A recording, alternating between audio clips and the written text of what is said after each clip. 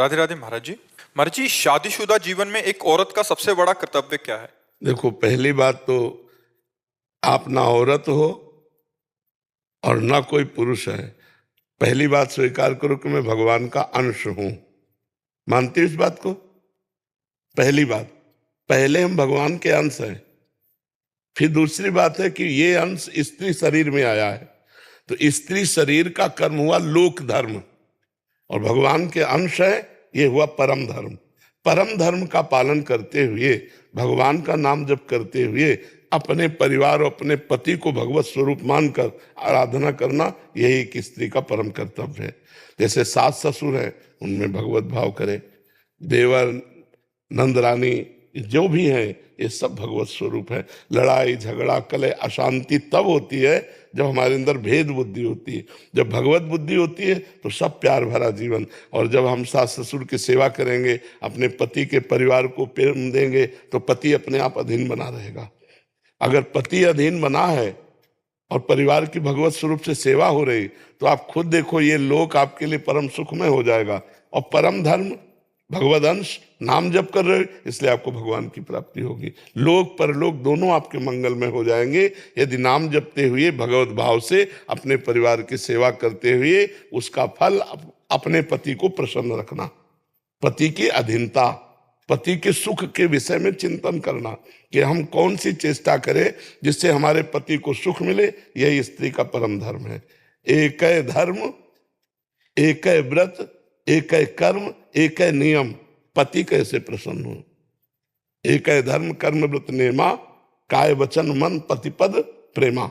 शरीर से, वाणी से, मन से हमारी चेष्टा पति के चरणों में, वो प्रसन्न रहे, वो सुखी रहे। अगर ये हो गया तो लोग परलोक दोनों बन गए। महाराज जी, इसमें एक और प्रश्न है, ये तो एकदम विशुद्ध उत्तर होगा। हाँ, भागवती। महाराज जी, अगर पति प्रतिकूलता दे, पति की तरफ से प्रतिकूलता हो, और जैसा हम, वैसे भक्ति में आनंद तो तभी आता है जब हम आपको प्यार करें, आप हमें प्रतिकूलता दें। आप अनुकूल रहे तो फिर प्रेम का क्या। अगर आप प्रतिकूल हो फिर हम आपको प्यार करें तो हमारी भक्ति जोरदार की हो गई? नहीं हो गई। अगर हम ये सोचकर भक्ति करें कि ईश्वर हमारे अनुकूल ही चले, तो बहुत कमजोर भक्ति रहेगी। और जब ये सोच के चलेंगे कि आप हमें दंड भी देंगे, प्रतिकूलता भी करें, प्यार का मतलब समझते हो? हम जैसे आपको प्यार करते हैं और आप सभा में खड़े होकर दूसरे को प्यार कर रहे हैं, आदर दे रहे हैं, हमारा तिरस्कार कर रहे हैं, फिर भी हमारे हृदय में आपके प्रति प्यार भाव बना रहे, उसे प्यार कहते हैं। ये प्यार कौन करता है? उपासक के सिवा थोड़ी कोई कर सकता है। भगवान ने वामन रूप धारण करके बलि से 3 पग पृथ्वी मांगी। गुरुजी ने उनके मना किया कि ये कोई वामन और नहीं, भगवान श्री हरि है, ये अपना पैर इतना बढ़ा लेंगे कि तुम 3 पग दे ही नहीं पाओगे। तो उन्होंने गुरु की आज्ञा नहीं मानी कि अब भगवान जब मांगने आए हैं, ये अपने संकल्प से भी छीन सकते थे, ये अपने पार्षदों को भेजकर हमें मरवा भी सकते थे। जब मांगने आए हैं तो गुरुदेव आपकी बात नहीं मानेंगे। भगवान के लिए तो गुरुदेव होते हैं, और आप भगवान से मना कर रहे हो कि इनको मत दो, अब हम आपकी बात नहीं मानेंगे। देखते जाना, हम आपको प्रेम की बात कह रहे हैं। गुरुदेव ने शाप दे दिया, जा ऐश्वर्य भ्रष्ट हो जा, श्रीहीन हो जा, लक्ष्मीहीन हो जा। कोई फर्क नहीं पड़ा बलि को। अब 3 पग पृथ्वी का दान किया। गुरु से भी एक तरह से अवज्ञा करके भगवान को 3, और जो ही भगवान को 3 पग पृथ्वी दान किया तो भगवान ने इतना विशाल रूप धारण किया, पहले ही कदम में ब्रह्मलोक तक, नीचे दूसरे कदम में रसातल, तलातल, पाताल, महातल, सबको 2 कदम में पूरे ब्रह्मांड को नाप लिया। अब बलि से कहा, बोल, बड़ा दानी बनता था, और आदेश किया गरुण जी से कि बांध दे इसे वरुण पास में। वरुण पास प्रतिपल मृत्यु का कष्ट देता है, बांध दिया। और बोले, बोल, अब बड़ा दानी बनता था।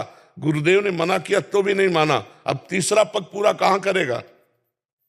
तो बलि जी को गुस्सा आ जानी चाहिए कि नहीं आ जानी चाहिए?